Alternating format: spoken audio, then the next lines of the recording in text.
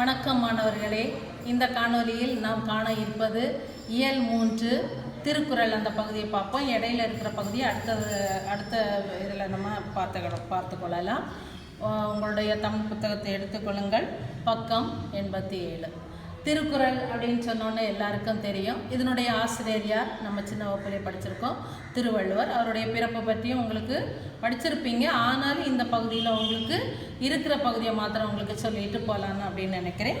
உங்களுடைய புத்தகத்தில் 87வது பக்கத்தை நீங்கள் எடுத்துக்கொள்ளுங்கள். இந்த திருக்குறள் ஆசிரியர் திருவள்ளுவர். இவர் எங்கே பிறந்தார்? சென்னையில் உள்ள மயிலாப்பூரில் பிறந்தார். இவருடைய மனைவி வாசுகி. அப்படின்னு நம்ம சில டீட்டெயில்ஸ் நம்ம ஏற்கனவே நம்ம சின்ன வகுப்புகளில் படிச்சிருக்கோம். இனி இங்கே இருக்கிற பகுதியை நம்ம சொல்லிட்டு போகலான்னு நினைக்கிறேன். இது உலக பொதுமறை என்று, திருக்குறள் உலக பொதுமறை என்று போற்றப்படுகிறது. அதாவது நமக்கெல்லாம் ஒரு வேதம் போன்றது.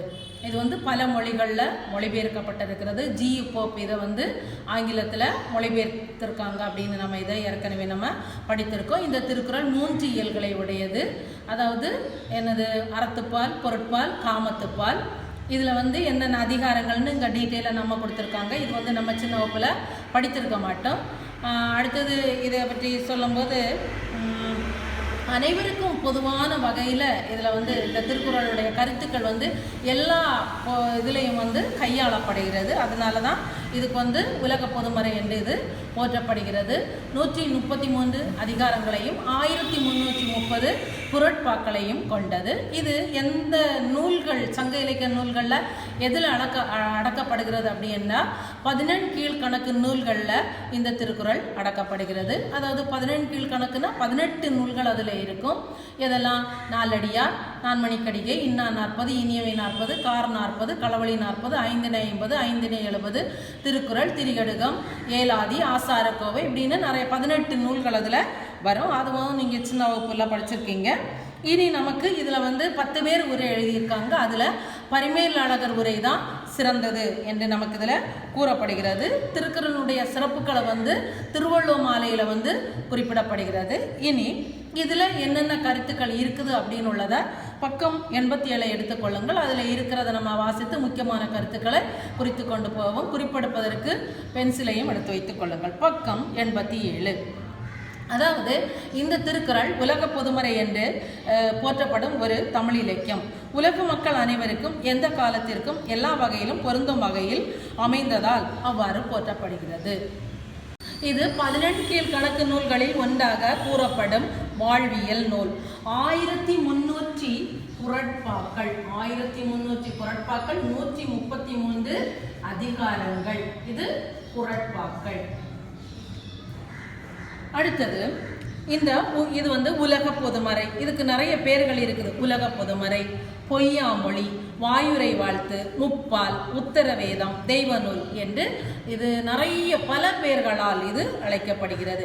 இப்பாடல்கள் அனைத்தும் குறள் வெண்பா என்று சொல்லக்கூடிய ஒரு பாவகையை சார்ந்தது. இது ரொம்ப முக்கியமானது. அண்டர்லைன் பண்ணுங்க, குறித்து கொள்ளுங்கள். உலக பொதுமறை குறித்து கொள்ளுங்கள். 1330 குறட்பாக்களையும் குறித்து கொள்ளுங்கள். பாவின் வகையை தன் பெயராக கொண்டு உயர்வு விகுதியாக திரு என்று சொல்லக்கூடிய ஒரு அடைமொழியை இதுக்கு கொடுத்து இந்த திருக்குறளை குறள் அப்படின்னு இருந்ததா திரு என்ற அடைமொழியை கொடுத்து திருக்குறள் என்று இது அழைக்கப்படுகிறது. இது மொத்தம் 7 சீர்கள் இருக்கும். உங்களுடைய அதாவது பக்கம் 86 நீங்கள் பார்த்துக்கோ. 83 நம்ம பார்த்தீங்கன்னா தெரியும். அதாவது முதல்ல 4 சீர், அடுத்தது 3 சீர், இப்படி 7 சீர்களை உடையது.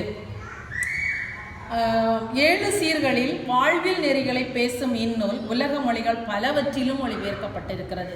அதனால தான் இது உலக பொதுமறை. உலக மொழிகள் பலவற்றில் மொழிபெயர்க்கப்பட்டிருக்கிறது. பல மொழிகளும் இதை கையாளப்படுகிறது. பல இலக்கியங்கள், பல சமயங்களில் இதனுடைய கருத்துக்கள் கையாளப்படுகிறது. திருக்குறளுக்கு 10 பேர் உரை எழுதியிருக்காங்க அப்படின்னு ஒரு பழம்பாடல் நமக்கு கூறுகிறது. அதில் யாரெல்லாம்? பரிமேலழகர், மணக்குடவர், காளிங்கர், பருதி, பரிப்பெருமாள், தருமர், தாமத்தர், நச்சர், திருமலையர், மல்லர், இப்படி 10 பேர் எழுதியிருக்காங்க. நாளது வரையிலும் பலர் உரை எழுதும் சிறப்பு பெற்றது இந்நூல். திருக்குறளின் சிறப்பை விளக்க புலவர் பலர் பாடிய பாடல்களின் தொகுப்பு நூல் தான் திருவள்ளுவ மாலை. அதாவது திருக்குறளின் சிறப்புக்களை எல்லாம் கூறுவது திருவள்ளுவ மாலை என்று சொல்லக்கூடிய நூல். அது ரொம்ப முக்கியமானது, அண்டர்லைன் பண்ணுங்க. அடுத்தது திருவள்ளுவருக்கு வழங்கப்படக்கூடிய பெயர்கள் இதெல்லாம்: தேவர், நாயனார், தெய்வப்புலவர், சென்னா போதார், பெருநாவலர், பொய்யல் புலவர், பொய்யாமொழி புலவர், மாதானு பங்கி, முதற்பாவலர் என்ற சிறப்பு பெயர்களால் அழைக்கப்படும் திருவள்ளுவரை பற்றிய அறுதியான தகவல்கள் எதுவும் கிடைக்கவில்லை. எப்படி எழுதியிருக்காங்க, இன்னென்ன பெயர்களால் இது அழைக்கப்படுகிறது அப்படின்னு கொடுத்துருக்காங்க. இது எல்லாம் உங்களுக்கு தெரிந்த பகுதி தான். முக்கியமான கருத்துக்களை நீங்கள் குறித்து கொள்ளுங்கள். பக்கம் 86. 86லையும் ஒரு குறிப்பு இருக்குது, அது ரொம்ப முக்கியமானது. அதை நல்லா அப்படி படித்துக்கிடணும். ஒரு மதிப்பெண் வினாவுக்கு இதெல்லாம் முக்கியமானது. அறம் எத்தனை அதிகாரம்? அறம், பொருள், இன்பம். அதாவது அறத்துப்பால், பொருட்பால், காமத்துப்பால் 3 பிரிவுகள்னு படித்தா அந்த பிரிவுகள் எத்தனை அப்படின்னு உள்ள நம்பர் நம்ம படிக்கணும். அறத்துப்பால் எத்தனை? 38 அதிகாரம். அடுத்தது இயல் எத்தனை? 4 இயல்கள். அந்த இயல்களுடைய பெயர்கள் எத்தனை எப்படின்னு கொடுத்துருக்காங்க. பாய்ரவியல் 4, இல்லறவியல் 20 இருக்குது, துறவரவியல் 13, ஊழியல் 1. இது விளக்கம் கேட்டால் ஒரு மதிப்பெண்ணுக்கு எழுதணும். பொருள் 70 அதிகாரங்கள், 3 இயல்கள். இதெல்லாம் அரசியல், அமைச்சியல், ஒளிவியல். அரசியல் எத்தனை? 25. அமைச்சியல் எத்தனை? 32 அதிகாரம். ஒளிவியல் எத்தனை? 13. அதாவது இன்பத்து பால் அல்லது காமத்து பால்னு சொல்லுவாங்க. 25 அதிகாரங்கள். இயல் எத்தனை? 2. அது எதெல்லாம்? களவியல் 7, கற்பியல் 18. மாணவர்களே, இனி நம்ம பார்க்கக்கூடியது பக்கம் 83 எடுத்துக்கொள்ளுங்கள். திருக்குறள் பகுதிக்கு போகிறோம். முதல் பகுதி, அதாவது நமக்கு இந்த திருக்குறள் எல்லாத்தையும் நமக்கு கொடுக்கல. எதெல்லாம் கொடுத்துருக்காங்க அப்படின்னா, ஒவ்வொரு பகுதியிலேருந்தோ கொஞ்சம் கொஞ்சமாக நமக்கு கொடுத்துருக்காங்க. அடக்கமுடைமை, ஒப்புரவறிதல், புகழ், தவம், நிலையாமை, துறவு, அவாறுத்தல், வலியறிதல், காலமறிதல் அப்படின்னு ஒரு 9 பகுதிகளில் நமக்கு முக்கியமான கருத்துக்கள், முக்கியமான பாடல்களை நமக்கு கொடுத்துருக்காங்க. அதில் நம்ம முதல்ல பார்க்கக்கூடியது அடக்கமுடைமை. அடக்கமுடைமை அப்படின்னா எந்தெந்த இடங்களில் நம்ம அடக்கமாக அமைதியாக இருந்து கொள்ள வேண்டும் அப்படின்னு உள்ள பாடல்கள் ஒரு 3 பாடல்கள் நமக்கு கொடுத்துருக்காங்க. இதில் 3 பாடல்களும் மனப்பாட பகுதியாக இருக்குது. அந்த 3 பாடல்களை நம்ம இப்போ பார்க்க போகிறோம். முதல் 83ல் முதல் பாடல் என்னதுன்னா, நிலையின் திரியாது அடங்கியான் தோற்றம் மலையினும் மானப்பெரிது. அடுத்த பாடல், யாகாவாராயினும் நாகாக்க காவாக்கல் சோகாப்பர் சொல்லெழுக்கப்பட்டு. 3வது பாடல், தீயினால் சுட்டப்புண் உள்ளாறு மாறாதே நாவினால் சுட்ட வடு. இது எல்லாம் 3 பாடல்களும் நீங்கள் சின்ன வகுப்பில் 6, 7 அந்த வகுப்புகளில் நீங்கள் படித்த பாடல்கள் தான். அதனால் இது உங்களுக்கு எளிதாக தான் இருக்கும். அதாவது முதல் பாடலில் நிலையின் திரியாது அடங்கியான் தோற்றம் மலையினும் மானப்பெரிது. இதில் முக்கியமான பொருள் நம்ம இங்கே கொடுத்துருக்கோம். தோற்றம்னா உயர்வு, மானன்னா மிகவும், யாகாவார்னா எதை காக்காவிட்டாலும், இழுத்தினா குற்றம், வடுன்னா தழும்பு. இனி முதல் பாடலை நமக்கு பார்ப்போம். நேர்வழி மாறாமல் அடக்கமாய் இருப்பவனுடைய உயர்வு எப்படிப்பட்டதா? மலையின் மாண்பை காட்டிலும் எப்படிப்பட்டதா? பெரியது. அதாவது ஒருத்தன் எப்படி இருக்கணும்? எந்த காரியங்கள்லையும் நம்ம எப்படி இருக்கணும்? அமைதியாக அடக்கமாக இருந்தால் அந்த உயர்வு, அது நமக்கு தரக்கூடிய உயர்வு எப்படிப்பட்டதுன்னா ஒரு பெரிய மலையை காட்டிலும் எப்படிப்பட்டதா? அதனுடைய உயர்வு எப்படிப்பட்டது? பெரிய மலையை காட்டிலும் நமக்கு மிகவும் சிறப்பை தரக்கூடியது. அப்போ நம்ம எப்படி இருக்கணும்னு சொல்கிறாங்க? அடங்கி வாழ்ந்து நம்ம வாழ்க்கையில் இருந்தால் நமக்கு அந்த வாழ்க்கை சிறப்பாக அமையும் என்று கூறப்படுகிறது. அடுத்த பாடலை நம்ம பார்த்திங்கன்னா, இது ஏற்கனவே நீங்கள் தெரிஞ்சது தான். இது நம்ம பேருந்துகளில் ஏறும்போதெல்லாம் அந்த சீட்டுக்கு முன்னாடி பலகைக்கு நம்ம இருக்கிறதுக்கு முன்னாடி எழுதி போட்டிருக்கோம். அதில் திருக்குறள் எல்லாம் அதில் பேருந்துகளை நம்ம பார்ப்போம். இந்த பாடல் அதிலேயே எழுதி போட்டிருப்பாங்க. யாகாவார் ஆயினும் நாகாக்க காவாக்கல் சோகாப்பர் சொல் இழுக்கப்பட்டு. பாடல் தெரியும், ஒருவேளை பொருள் தெரியாமல் இருக்கலாம். அதாவது என்ன சொல்கிறாங்கன்னா, இங்கே அடக்கம் அப்படின்னு சொல்லும்போது நாவடக்கம் இருக்குது. நிறைய காரியங்களில் நம்ம எப்படி இருக்கணும்? அடக்கமாக இருக்கணும். நமக்கு நாவை என்ன செய்ய முடியாது, சில இடங்களில் யாருக்கும் அடக்க முடியாது. திருவள்ளுவர் என்ன சொல்கிறாரு? நீ எதை காக்கலானாலும் பரவாயில்ல, உனக்கு பொண்ணு, பொருள், சொத்து, சுகம் வசனம், எதை காக்காவிட்டாலும் பரவாயில்லை, எதை காக்க வேண்டும்? வாயில் இருக்கக்கூடிய நாக்கு ஒன்றை காத்து கொண்டால் நம்ம எந்த குற்றத்திலையும் என்ன செய்ய மாட்டோம்? ஈடுபட மாட்டோம். இழுக்கு அப்படின்னா குற்றம் என்ற அர்த்தம். பாருங்க, ஒருவன் எதை காக்காவிட்டாலும் என்ன செய்ய வேண்டுமா? நாவாகி அந்த உறுப்பை காத்து கொள்ள வேண்டும். அவ்வாறு காக்காவிட்டால் அவன் சொற்குற்றத்தில் அகப்பட்டு வருத்தப்பட அல்லது துன்பப்பட நேரிடும். அடுத்த பாடல், தீயினால் சுட்ட புண் உள்ளாரும் ஆறாதே, நாவினால் சுட்ட வடு. அதாவது எந்த ஒருவரையும் நம்ம என்ன செய்யக்கூடாது? மனம் புண்படும்படியாக எந்த வார்த்தையும் பேசக்கூடாது. அப்படி அந்த நம்ம கடுமையான வார்த்தைகளை பேசினா அது என்ன செய்யுமா? அந்த இருதயத்துக்கு உள்ளே போய் அது ஒரு அந்த ஆறாத வடுவாக உள்ள இருக்கும், ஒரு புண் மாதிரி அப்படி ஆறாமல் இருக்கும். அதுக்கு தான் இதை சொல்கிறாங்க. நம்ம என்ன செய்யணும்? தீயினால், ஒரு ஆளை தீயினால் கையிலையோ உடம்புலையோ எங்கேயாவது வச்சு நம்ம சுட்டோம்னா அது என்ன செய்யுது? விடும், புண்ணு ஆறி உள்ள எல்லாம் ஆறிவிடும். ஆனால் ஒருவரை நாவால் சொல்லக்கூடிய வார்த்தை ஒரு வடு மாதிரி, புண் மாதிரி உள்ள அப்படியே இருக்கும். அதனால தான் சிலர் சண்டை போடும்போது அந்த மாதிரி உள்ள வார்த்தைகளை எல்லாம் வச்சுட்டு சொல்லுவாங்க, உன்னை பாரு, நான் நீ என்ன இப்படி சொன்ன, உனக்கு நான் ஒரு நல்ல காலம் வரும்போது உன்னை நான் என்ன செய்கிறேன்னு பாரு அப்படின்னு மாறி மாறி வம்பு பேசுவாங்க. அப்போ இந்த மாதிரி நம்ம ஆளாகாமல் அந்த மாதிரி உள்ள வார்த்தைகளையும் பேசாமல், பிறர் புண்படுமணியான வார்த்தைகளை பேசாமல், பிறருக்கு நாம் இனிமையான வார்த்தைகளை பேசக்கூடியவர்களாக இருக்க வேண்டும் அப்படின்னு இந்த 3 பாடல்களும் முக்கியமாக எப்படி நம்ம அடக்கமாக இருந்து வாழ வேண்டும், அதுதான் நம்மளுடைய வாழ்க்கையில் உயர்வை தரும் அப்படின்னு நமக்கு திருவள்ளுவர் சொல்கிறாரு. இந்த பாடலினுடைய பாடலை ராகமாக நம்ம பாட போகிறோம். மாணவர்களை நீங்களும் என்னோட இணைந்து சேர்ந்து பாடி கற்றுக்கொள்ளுங்கள். மாணவர்களே, இந்த 3 பாடலையும் திரும்ப வாசிக்கிறேன்.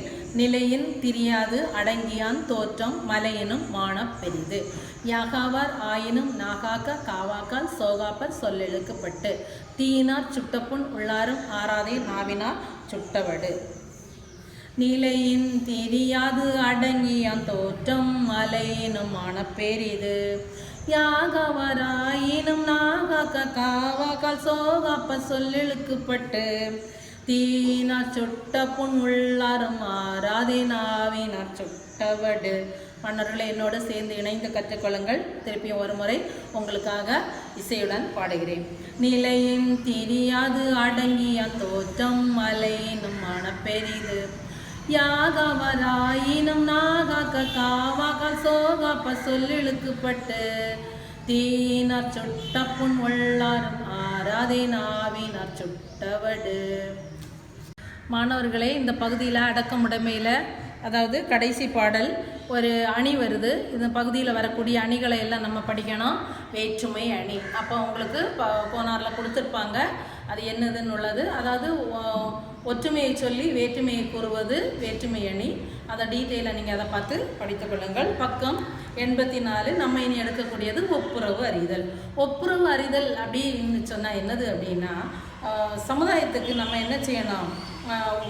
அவங்களோட நம்ம நிறைய காரியங்களில் ஒத்து போகணும். ஊரோடு என்ன செய்யணும்?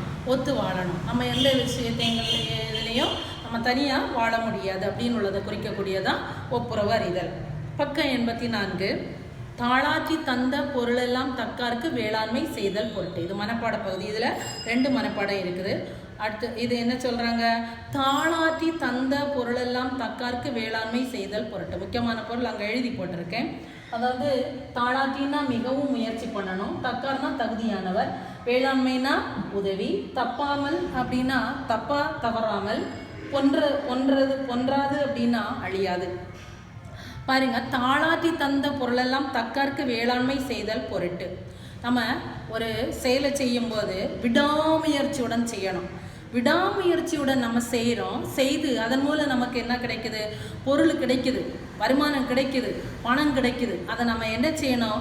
தகுதியானவருக்கு உதவி செய்வதற்காக நம்ம அதை என்ன செய்யணும்? பயன்படுத்தணும். அப்போ என்ன செய்யணும்? நம்ம பிறருக்கு, சமுதாயத்துக்கு, உலக மக்களுக்கு என்ன செய்யணும்? நம்ம உதவி செய்து வாழ வேண்டும். தாளாட்டி விடாமுயற்சியோடு நம்ம ஈட்டின நம்ம உண்டாக்குன பொருளை எல்லாம் தகுதி யார் யார் தகுதி உடையவங்க, நம்ம வந்து ஒரு ஏழைகளுக்கு பொருள் கொடுக்குறோம்னா யாருக்கு அவங்க தகுதியானவர்கள் யார்? முடவர், கால் இல்லாதவங்க, கை இல்லாதவங்க, கண் இல்லாதவங்க, கூணு குருடு இந்த மாதிரி இருக்குது, பிணி நோய் மூப்பு அப்படின்னு மணிமேகலையில் ஒரு பாடலே நமக்கு வரும். அப்போ இப்படி தகுதியானவர்களுக்கு நம்ம என்ன செய்யணும்? கொடுத்து அவர்களை வாழ வைக்க வேண்டும். அதுதான் அந்த பாடல், அதை குறிக்கக்கூடிய விளக்கம் தான் அந்த பாடல். இனி அடுத்தது பாருங்க, ஒத்தது அறிவான் உயிர் வாழ்வான் மற்றையான் செத்து அருள் வைக்கப்படும். எப்படி வாழணுமா? ஒத்தது அறிவான் உயிர் வாழ்வான், அதாவது உயர்ந்தாரின் உலக நடைமுறையோடு ஒத்து போகணும். நம்ம இந்த உலகத்தில் உள்ள எல்லாரோடையும் ஒத்து போகணும். ஜாதி மதம் பார்க்காம எல்லா காரியங்களுக்கும் வைபவங்களுக்கும் அவர்களோட காரியங்களுக்கு நம்ம என்ன செய்யணும்? செல்லணும். அப்படி ஒத்து போகிறவன் தான் உயிர் வாழ்பவன். மற்றையவன் யாரு? அவன் எப்படிப்பட்டவனா? செத்தவர்களுக்கு சமமாக அவன் கருதப்படுகிறான். அடுத்த பாடல் ரொம்ப அருமையான ஒரு பொருளை உடைய பாடல். மருந்தாகி தப்பா மரத்தற்றால் செல்வம் பெருந்தகை யான் கண் படி. இதுவும் மனப்பாடம்.